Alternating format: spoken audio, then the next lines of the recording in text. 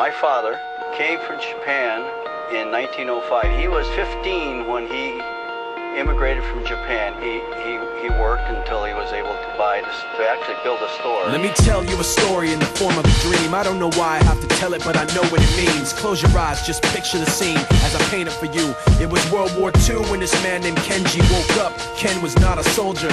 He was just a man with a family who owned a store in LA. That day, he crawled out of bed like he always did, bacon and eggs with wife and kids. He lived on the second floor of a little store he ran. He moved to LA from Japan, they called him immigrant. In Japanese, he'd say he was called Issei. That meant first generation in the United States, when everybody was afraid of the Germans, afraid of the Japs, but most of all afraid of a homeland attack. And that morning, when Ken went out on the doormat, his world went black, cause right there, front page news, 3 weeks before 1942, Pearl Harbor's been bombed and the Japs are coming. Pictures of soldiers dying and running. Ken knew what it would lead to, just like he guessed. The president said the evil Japanese in our home country would be locked away.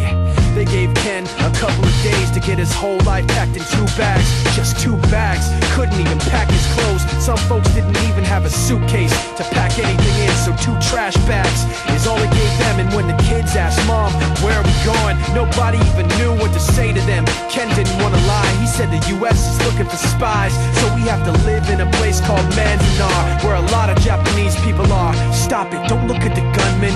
You don't want to get the soldiers wondering if you're gonna run or not, cause if you run then you might get shot. Other than that, try not to think about it. Try not to worry about it being so crowded, but someday we'll get out. Someday, someday. As soon as war broke out, the FBI came and they just come to the house and you have to come. All the Japanese have to go. They took Mr. Need and people couldn't understand why they had to take him, because he's just innocent laborer. So now they're in a town with soldiers surrounding them. Every day, every night, look down at them. From watchtowers up on the wall, Ken couldn't really hate them at all. They were just doing the job and he wasn't gonna make any problems. He had a little garden, vegetables and fruits that he gave to the troops in a basket his wife made. But in the back of his mind, he wanted his family's life saved.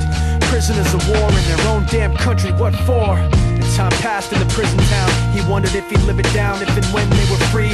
The only way out was joining the army, and supposedly some men went out for the army, signed on, and ended up flying to Japan with a bomb.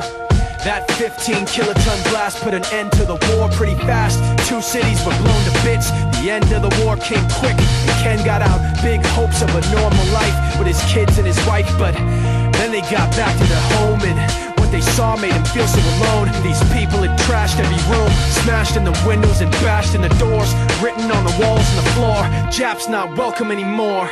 And Kenji dropped both of his bags at his sides and just stood outside. He looked at his wife without words to say. She looked back at him, wiping tears away, and said, someday we'll be okay, someday.